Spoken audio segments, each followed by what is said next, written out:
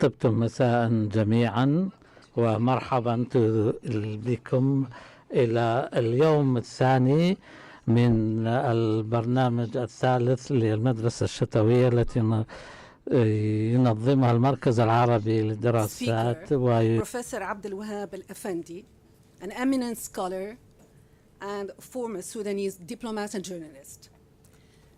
Abdelwahab El-Affendi, professor of political science and provost and acting president of the Doha Institute for Graduate Studies, where he served as the dean of School of Social Sciences and Humanities. Prior to joining the institute, he founded and coordinated the Democracy and Islam program at the University of Westminster in the UK. He was a visiting researcher at the Christian Michelsen Institute in Norway and a visiting fellow at the several universities, including Northwestern University in Chicago, the universities of Oxford and Cambridge. Professor Al-Affendi is the author, co-author, and editor of several books, numerous papers and articles. He wrote extensively on Islam, democracy, and Islamism, and his work has been translated into many languages and received several awards. His latest edited book with Khalil Al-Anani was titled After the Arabic Revolutions, Decentering Democratic Transition Theory, published by Edinburgh University Press in 2021. He also edited a book titled Genocidal Nightmares on Narratives of Insecurity and the Structure of Mass Atrocities, published in Bloomsbury Academic in 2015. His book called Who Needs an Islamic State went into second edition with Grey Seal publishing in 2008 and was translated into Arabic twice and in Turkish also. He's also famous for his 1991 book titled Turabi's Revolution, Islam and Power in Sudan, his 2010 book about Muhammad, the other Western perspective on the Prophet of Islam. Today, Professor Al-Affendi will be sharing with us his thoughts on populism in a lecture he called The War Against Windmills, Populism and Conspiracy Narratives. The floor is yours. Thank you. Thank you very much, Aicha, for the introduction. Assalamu alaikum, everybody. I'm going to speak in English because I think most of our guests here are that's the language they understand, but I think for our audience on the on Zoom and other media, there will be translation, hopefully into Arabic, بالعربي. I'm going to start from one point about how populist narratives have fed into skepticism about COVID-19 pandemic and the way governments have proposed to deal with it. This is interesting because supposedly in a case like this, when humanity as a whole is fighting against a common danger, the politics of it should be even for populist or any other person who, regardless of their ideology, they should be trying to help in this because they are also at risk. But populist leaders, especially leaders like Mr. Trump and Bolsonaro in Brazil, have been leading skeptical narratives about whether the epidemic itself existed and whether who was responsible for it. Was it a government conspiracy of sorts? and also about the vaccines and other measures which they would question them. This is quite, I think, a revelation in this issue, because we, most of the studies about populism tend to focus on their different politics. And some prominent theoretician, like our colleague from Westminster, Professor Chantal Mouffe, and her late husband, Ernest Laclau, would actually argue that populism is the essence of politics, that it is the return of politics, this is true politics, because populism is about the people, about sovereignty of the people. It's also about challenges to the established hierarchies and centers of power, which are populated by elite who are mostly trying to serve themselves. So if at the political level, one could probably understand this in at some level. But when there's an issue like an epidemic in a virus and people falling ill, as we can see now these days, the instinct of any human being or any rational person would be say, well, what can we do about this? And they would try to listen to the experts on this. Of course, it's part of the populist narrative is to be skeptical also about the capacity of these experts, and also about their integrity. Because the narrative here is that there is such a big conspiracy that everybody is on it. All the doctors in the world, all the bankers, all the politicians, they all know the truth, but they're hiding it from us, and we should try to find out. Now, this looks, first of all, a little bit, let's say, drastic, in the sense that, as experts say about conspiracy theories, that a conspiracy theory is a kind of explanation which of facts which try to actually question other explanation, other rational explanation, and agree that everybody who is in power or who is an expert is conspiring to mislead us, and they are all in agreement. And also they are also very clever in concealing that this is the case. So our duty as populist leaders or populist activists is to unmask this conspiracy. Now, if anybody, for example, a doctor or an expert or a politician comes and try to give an explanation that this is not the case, then they would say, well, he would say that, wouldn't he? Because he's on it. So the question here is that then who is the reference in this case? Now, I'm not saying that conspiracies do not exist. There are quite a lot of conspiracies taking place, but mostly in the modern world, conspiracies are usually debated openly.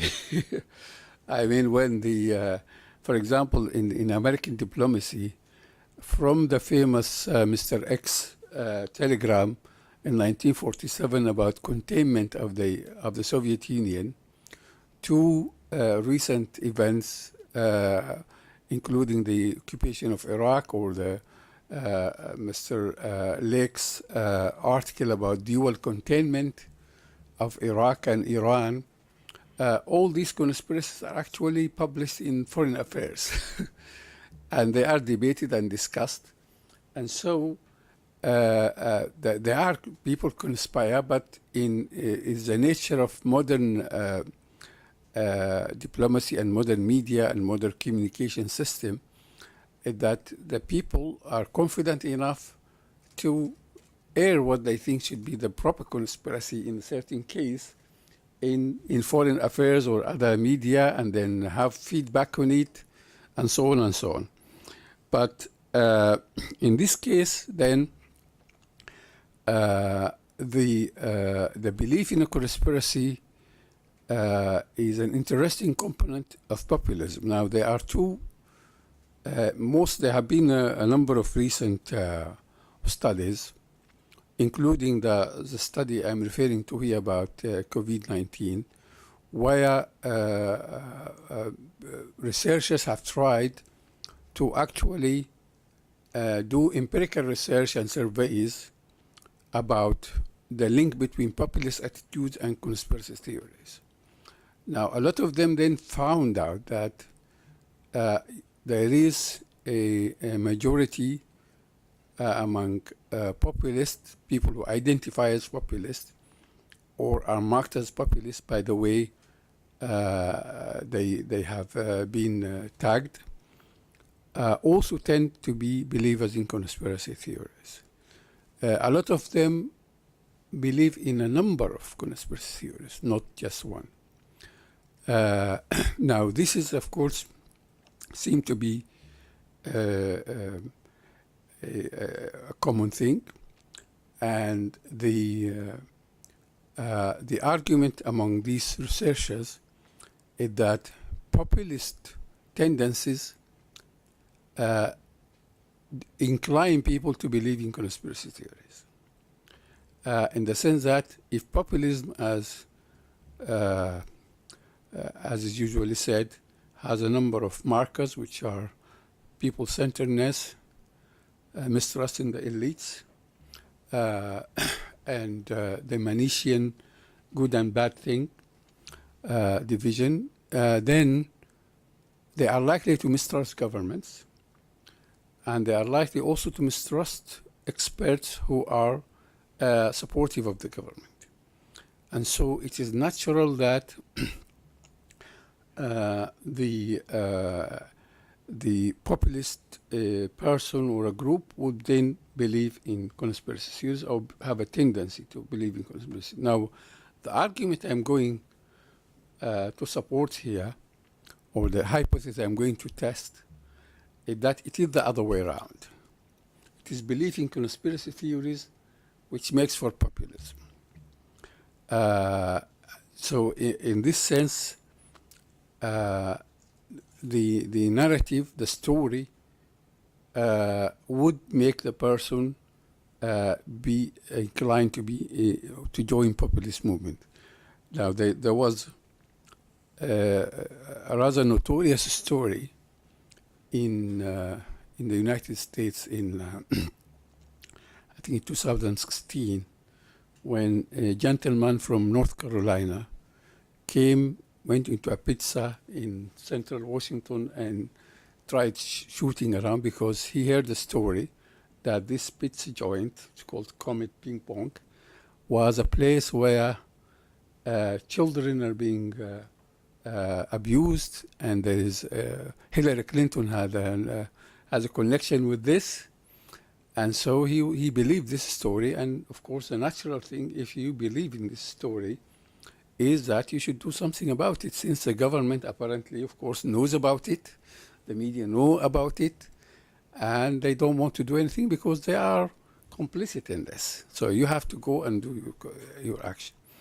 And in this situation, people like, for example, Donald Trump, who rode actually on this kind of populist beliefs and ideas, has used this kind of stories to actually mobilize the people by saying, well, this, of course, Hillary Clinton has done this, and they are hiding this, and we have to get to their to get to her emails, and even urged the Russians to do this. And so when you give this a story like this, people would, it's how you frame it. We had a notorious story which I mentioned several times in my writings, including in my book, Genocidal Nightmares, where we had the story in Britain of Powell, Enoch Powell, who was a conservative politician. And at that time, there was some, Britain after the war opened the immigration from people from the Commonwealth, especially the West Indies and India and the Indian subcontinent, in order to get workers to do some of the construction work after the post-war construction, because there were needs for them. But he tried to frame this into there's an invasion now against Britain, and soon black men. He pointed specifically to black people at that time, because the Muslims were not as prominent as they are now. So he said he had usually you do an image, and in this image he said, in about 20 years, the black man will be holding the whip to the white man, meaning that we will become slaves in our own land by the people who were enslaving a while ago. And this, of course, looks like an outlandish kind of claim, since black people in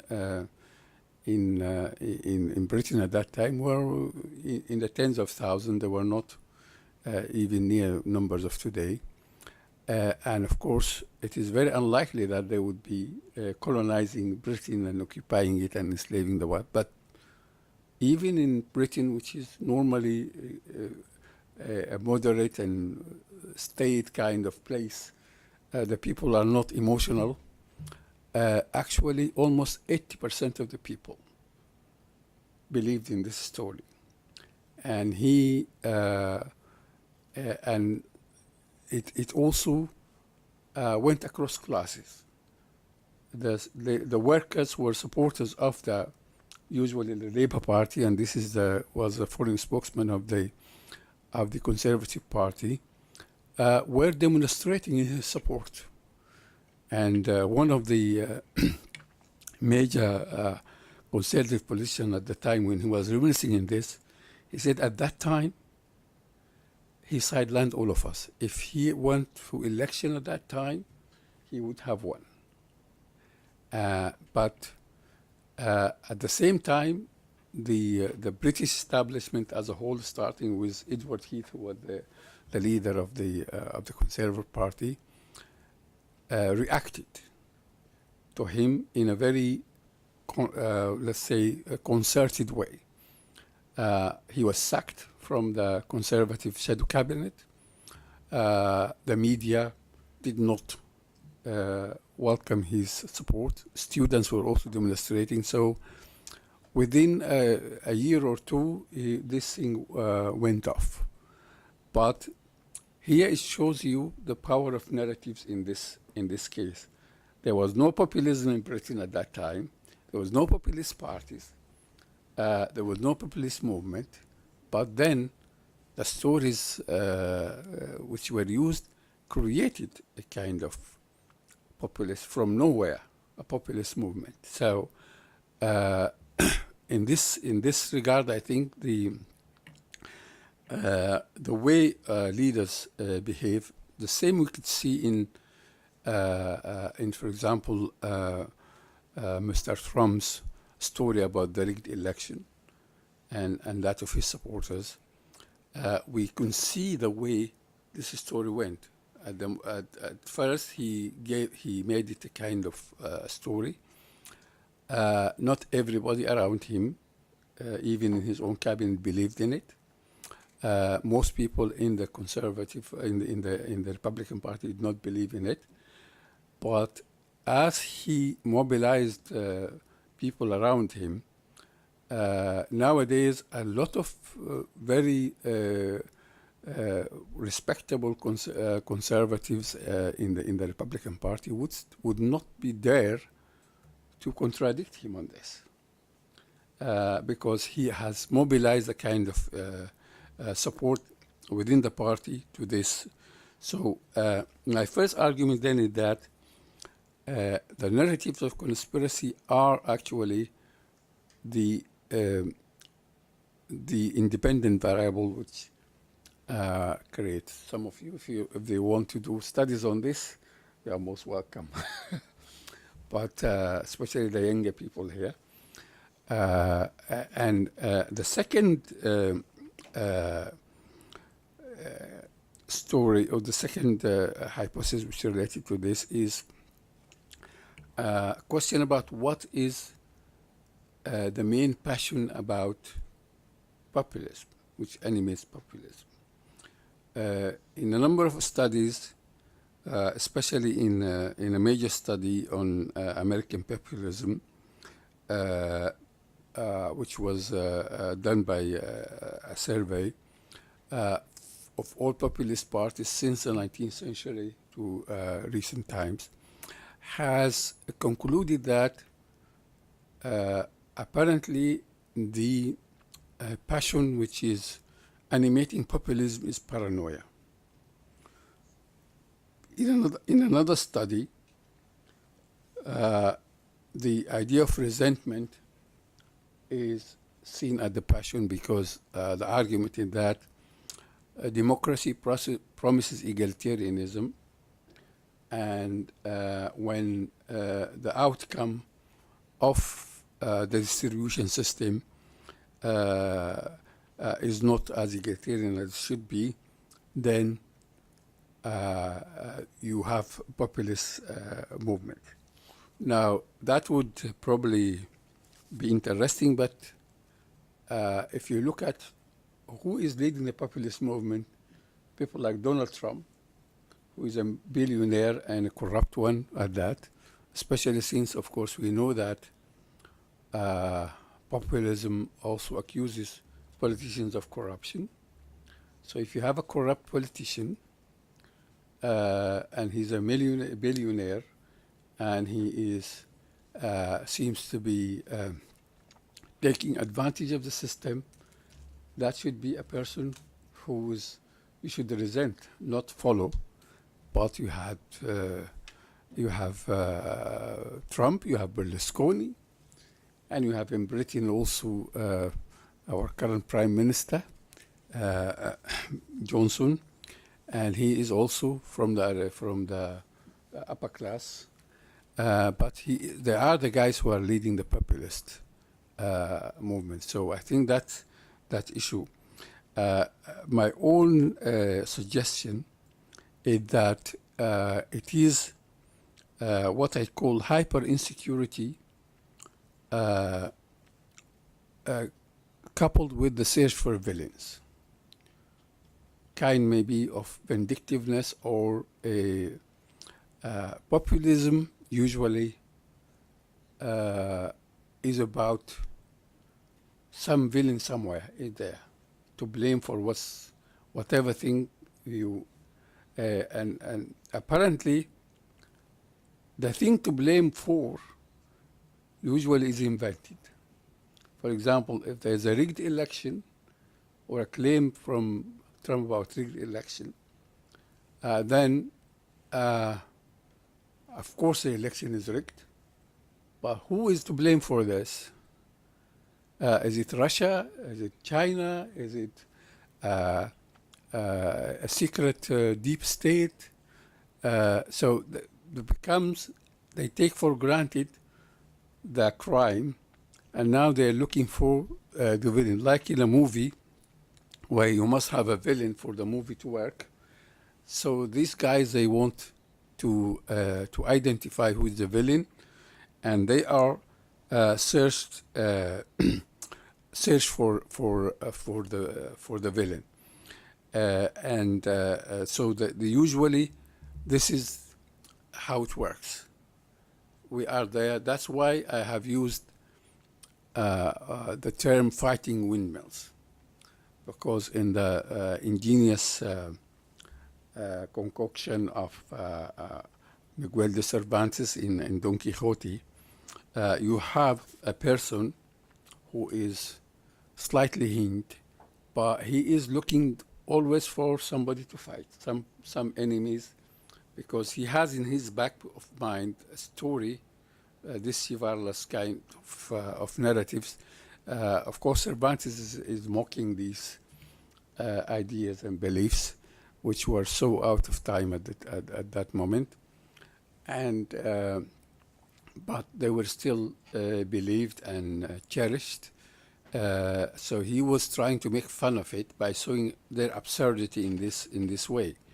But in the end, also, as far as the anti-hero himself, Don Quixote, is concerned, he also has narratives about the idea now that he is a knight, and that a knight should find somebody to fight, and some damsel in distress to save, and so on. That's how the story goes. So he put himself into this framework, and he wanted to fight. So since then, I think the metaphor for fighting windmills has become a metaphor for doing some really absurd thing in thought and in action.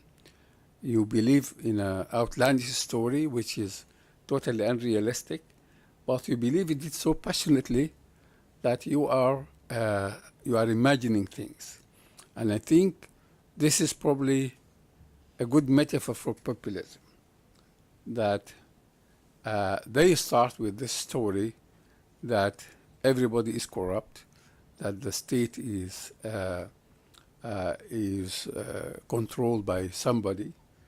In Europe, it takes populism, of course, is mainly anti-Muslim, that there is a conspiracy, what they call Eurabia, a conspiracy between the Europeans and the Arabs who are trying to take over Europe and make it into an Islamic state, although, as we see from the Arabs here, they are not even interested in making the Arab world an Islamic state. So why would they be interested in going to Europe to Islamize it?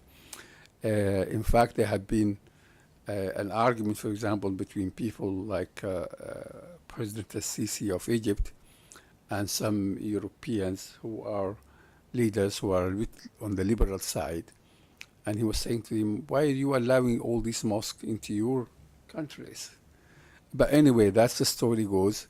I think the story, if I'm not mistaken, was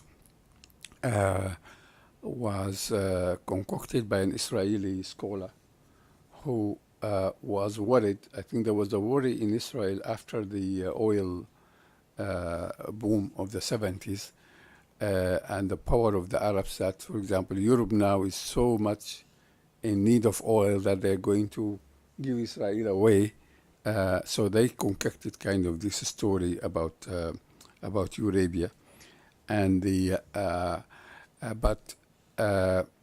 and in this, as I mentioned in the introduction, there was an interesting twist in Cervantes' story of Don Quixote, because suddenly at a certain juncture, he inserts in a story about this Algerian young lady, Muslim young lady, who was a Christian or became a Christian under the influence of her nurse, and then wanted to escape to Europe, where she would practice her religion freely.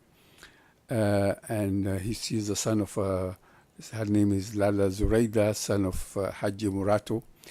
And the story involves the guys who were also enslaved, Christians who were enslaved in Algeria, and who were acted as the heroes to save her from there and bring her. And then there's stories within the story where some Christians and some Muslims were also involved in trickery, which is beats the purpose. But my suggestion is that I'm guessing here, but I thought that, and this is more apparent in Voltaire's Candide, that if you are making fun of current Moors, you have to hedge your bet by showing yourself to be on the orthodox side by portraying Muslims in the most. Of course, the story is hilarious, but I don't want to dwell on it here. But it seems to be a kind of a fantasy within a fantasy. But it is more problematic also in Voltaire, because Voltaire was an Enlightenment skeptic, and he is supposed to be neutral about religion, because he was making fun in his story Candide about Protestants, about Catholic Inquisition, about philosophers, everything Western. But then suddenly there he inserts a story which is double attack on Christianity and Islam, whereby a lady who is a servant of the hero, all the hero's love, and she started telling a story that in fact she's the Pope's daughter. And this, of course, is hilarious in itself, because the Pope shouldn't have a daughter, but this means that she's an illegitimate child of the Pope, and her mother was a princess, and then she gives a story about how she was kidnapped by also Moroccan pirates, not Algerians, and then she was taken to this country of Morocco and enslaved and raped and everything. And then she doesn't, of course, stop by giving another story about how the Arabs and Muslims are a problem. He said the Sultan, I think they give the true name of a Sultan at that time, has died, and his 51 sons were each fighting each other over, each with its own army, and that one army had the blacks, and one army had the whites, and one army had the Muslims, and so on and so on. So she gives this story, this long story about what's happening in Morocco and the fighting, and how the Muslims and the pirates and they enslave also.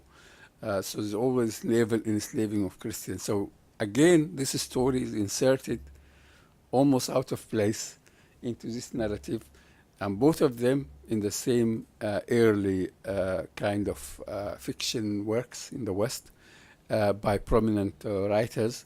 I believe it was a kind of a ruse to show that, well, you are making fun of us, the Pope, and saying that the Pope has an illegitimate daughter.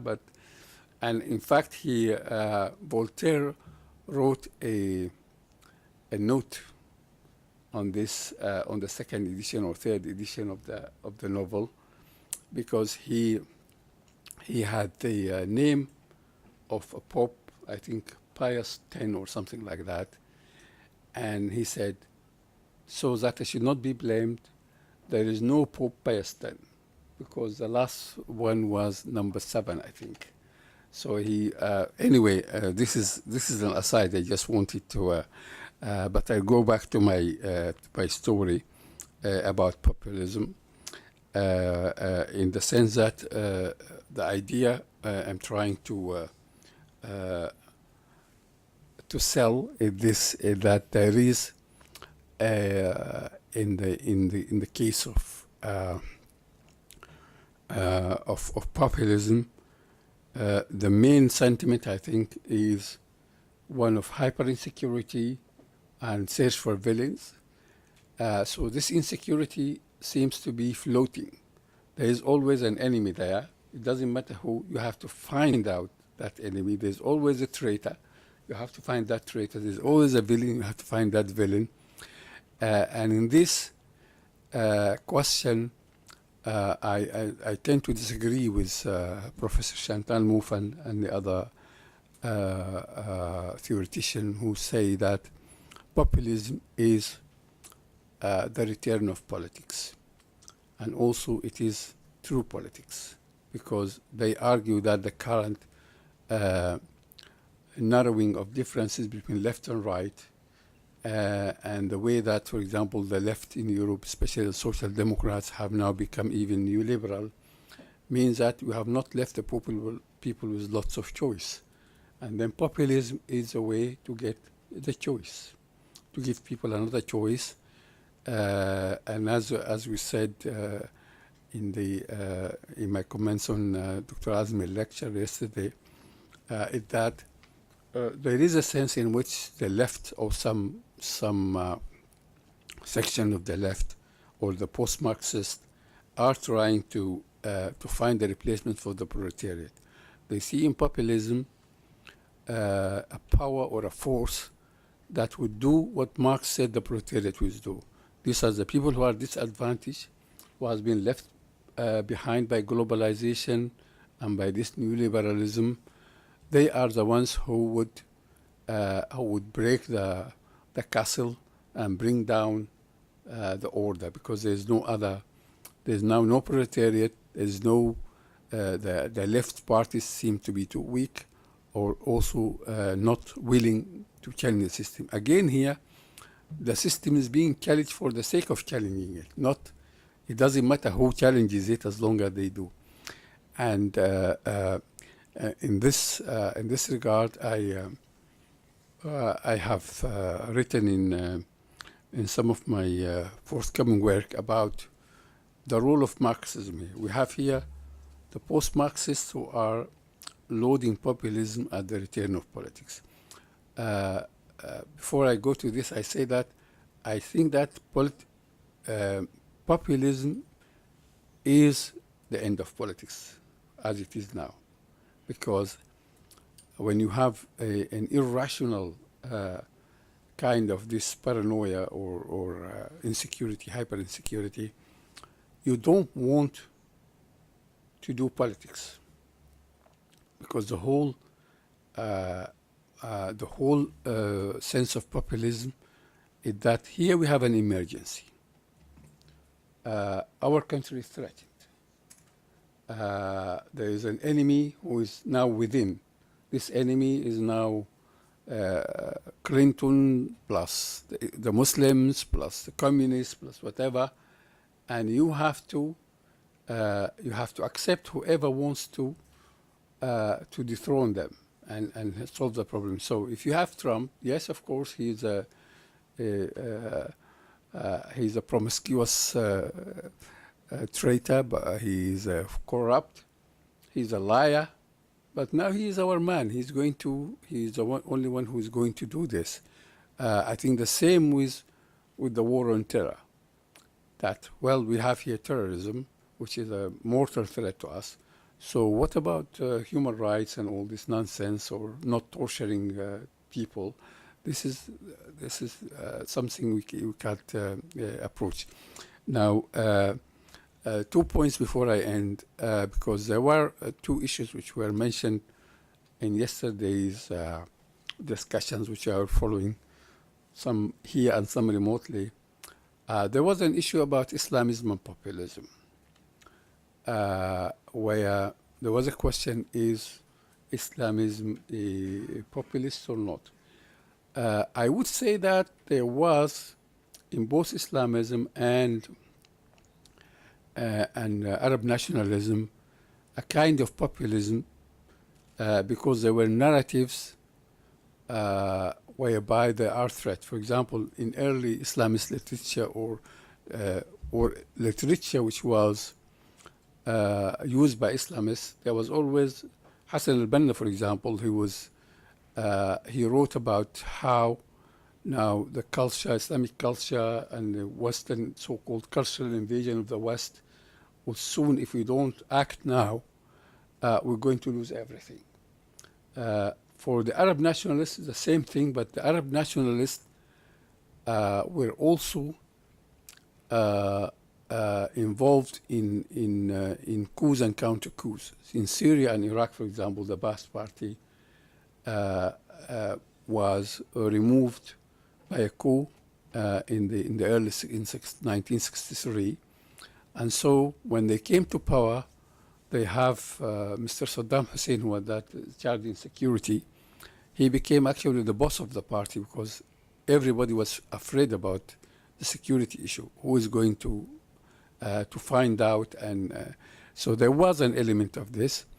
With regarding to Marxism, I think I called also in one of my chapters Marxism as the mother of all conspiracy theories, because Marxism as a narrative is about also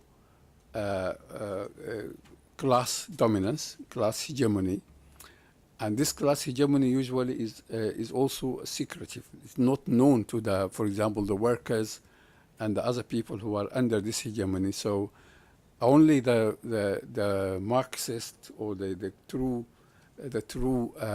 communists would know that. I think one of the authors has called this epistemological privilege, that the Marxist party, the Communist Party, is privileged because it can find out and know where the hegemony is and how this hegemony is, and then leads the workers into this. I'll stop here and sorry.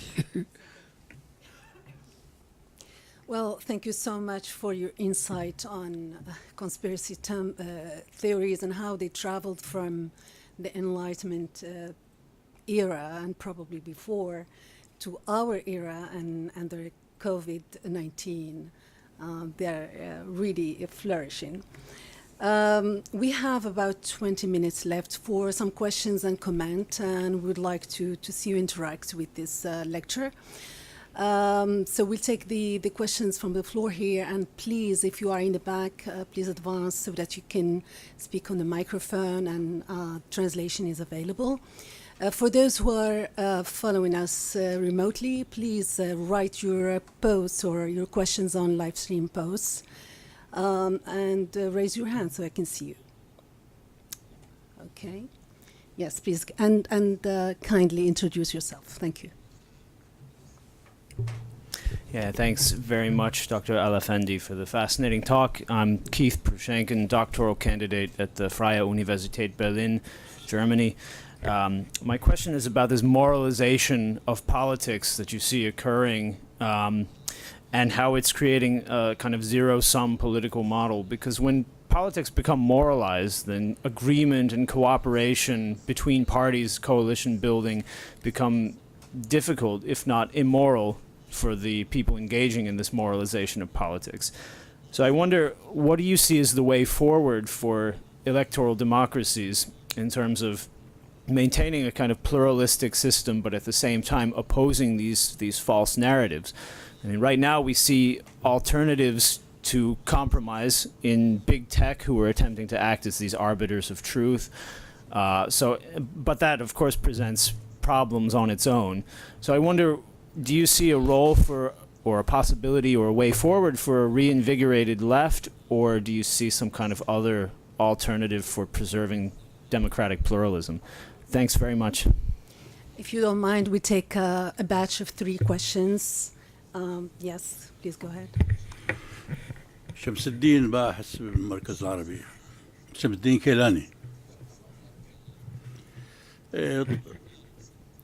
طبعا أنا معجب بالأفكار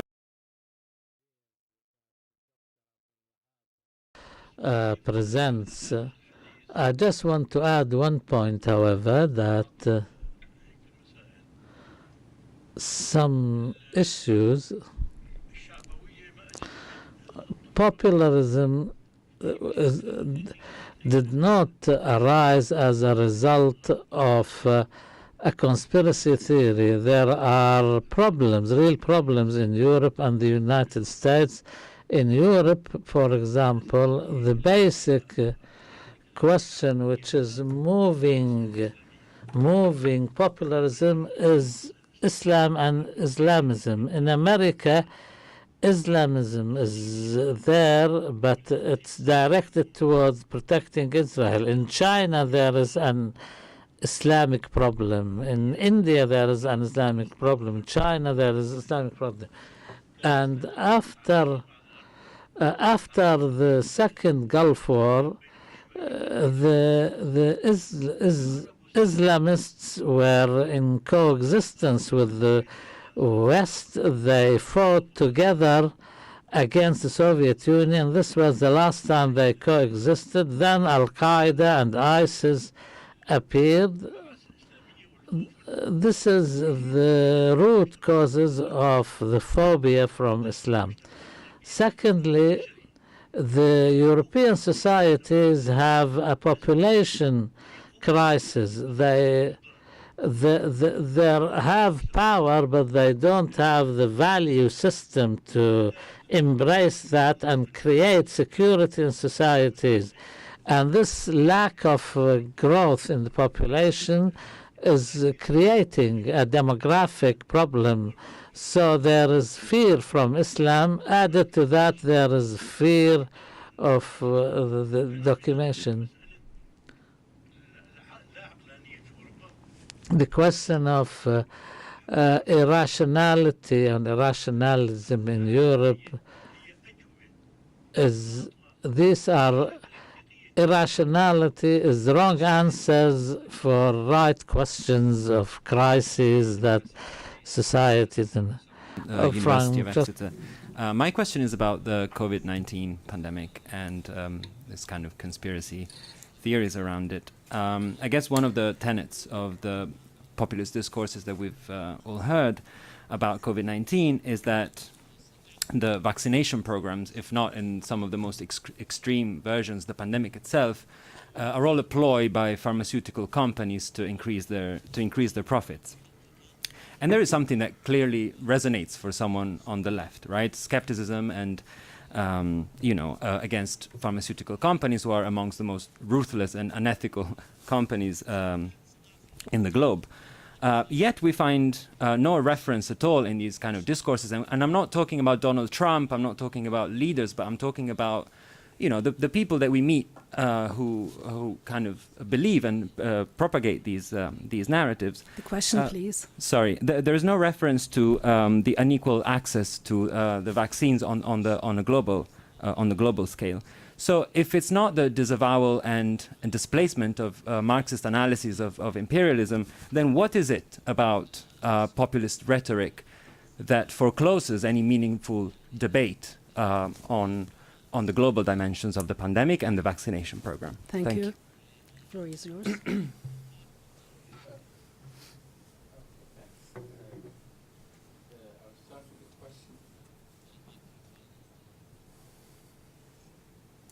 It's not working.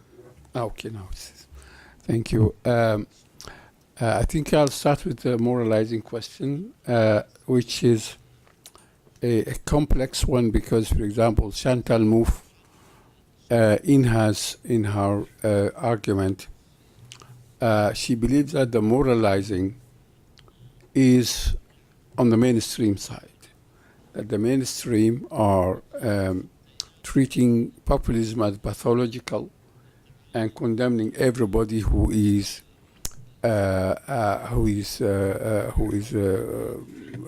populist or accused of being populist.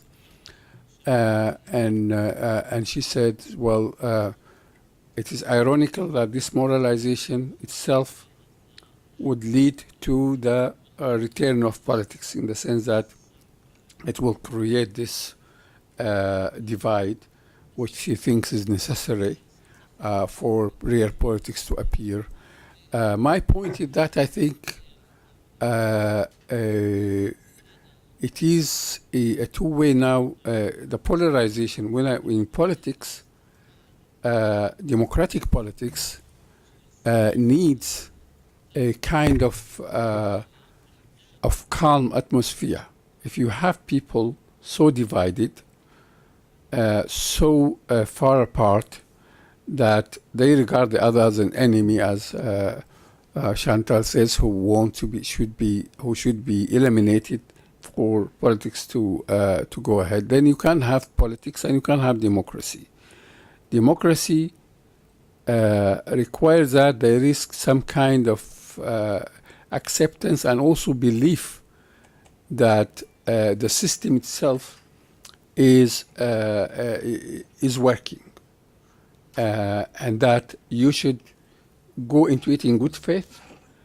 And if the elections bring the other guy, then it's all right, because we are agreed at least on the main issue. As I said once, for example, in the UK, sometimes they don't go to vote because I know that if whoever wins, nobody's going to come to my house in the morning and take me to prison or sack me from my job, because that's how it works. But if you have narratives that, well, if Hillary Clinton wins or if Biden wins, then of course we have to go to Parliament to get our country back. Then of course you can have democracy. You have to have war, and this of course goes to the question of Shamsuddin, Dr. Shamsuddin, about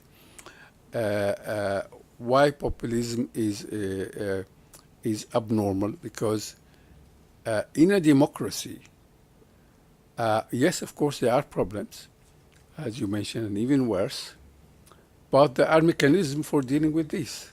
As, for example, Biden and his crew went into the elections, and they mobilized and so on, and they took over the government, and now they are trying to proceed with what solution they think. It's the same for the conservatives. They can also, if they have issues which are normal issues, then they can do that. But the problem is if you say, well, everybody here is corrupt, the judiciary is corrupt, the banks are corrupt, the police is corrupt, the security agencies are corrupt, and what we have to do is you have to have a revolution. Just like the Marxists would say, you have to have a revolution to clean up. And this means war, and this means purges, and this means mass murders and concentration camps and everything. So there is that's the issue, I think, with the populist narrative. It believes that the system doesn't work, the democratic system doesn't work, and so it does. Now the point about the unequal access, I think. I was going to go into the issue of biopolitics as well, because in the people like Foucault would introduce the issue that the modern state uses the bodies and medicine and all these things in order to enhance its power. I don't agree with that, and don't agree with the Gambin, because it is actually the opposite. The liberal state is so concerned about preserving life that it goes to excess with the health service and the disabled and all this. There is a way of trying to criminalize even suicide and all this. So it's too much to, as a Gambian says, to say, well, the modern liberal state is a concentration camp. It is not. It's the opposite of that. But as I said, I'm also surprised, for example, that the left have not taken this issue of the economic side of vaccines into consideration. And even I don't see much mobilization for free vaccines, for example, for the third world. But at the same time, the narratives of skepticism are not coming from the left. They're coming from the right, who do not have problems with inequalities, who do not have problems with people getting rich. I'm not going to go much into whether there is a prospect for the left. I will leave that to the activists. قبل أن نعود للحضور مزيد من الأسئلة، عندنا سؤال من the floor. There are questions from the social media. Dr. Laith Badi from Wasat University asks if the Islamists and leftists are populists and Marxists are populists. Who isn't then? I will answer in Arabic. I did not say that the Islamist movements are populist. Marxism, I said that it has a populist element, meaning that whenever it was on the rise, one of the Muslim Brotherhood members said that the movement started in 1928 and it remained to a large extent small until the issue of Palestine started, and the big strike in 1935, 1936, when we went to the mosques and started talking about the Zionist conspiracy. Suddenly our membership rose by a large percentage. So it's obvious that some who join the Islamist movements do not join because of Islam itself, but because some issues. Abdel Nasser defeated the Muslim Brotherhood not because he put them in prison, but because he hijacked their issues from them, like Palestine, colonialism, etc. There is a saying for Ernest Leclerc that populism is everywhere. This is true, and populism as a strategy is used. Barack Obama, for example, when he used to talk in election campaigns, he used to use discourse like the others are enemies, etc. But when interviewed by a newspaper or when he spoke within his government, he used to be more rational. So any politician can have some certain tendencies towards populism. This is not the populism we mean. What we mean by populism is the size of the paranoia. We find that Islamists and Arab nationalists, when it comes to Iraq and the invasion of Iraq and the invasion of Kuwait, they used to say this was a conspiracy. Saddam Hussein was lured into invading Kuwait so that they destroy him. So they say there is a conspiracy somewhere. سنأخذ آخر سؤال الرجاء. So my question is, so some scholars have said that the Middle East is especially prone to conspiracy theories because of context, things like secrecy, etc. So do you think, because they've also established that conspiracy theories are correlated to populism, do you think that therefore the Middle East is especially prone to populism because... Yes, I think so, in the sense that populism, in this sense, conspiracy theories are sometimes due to even the lack of openness.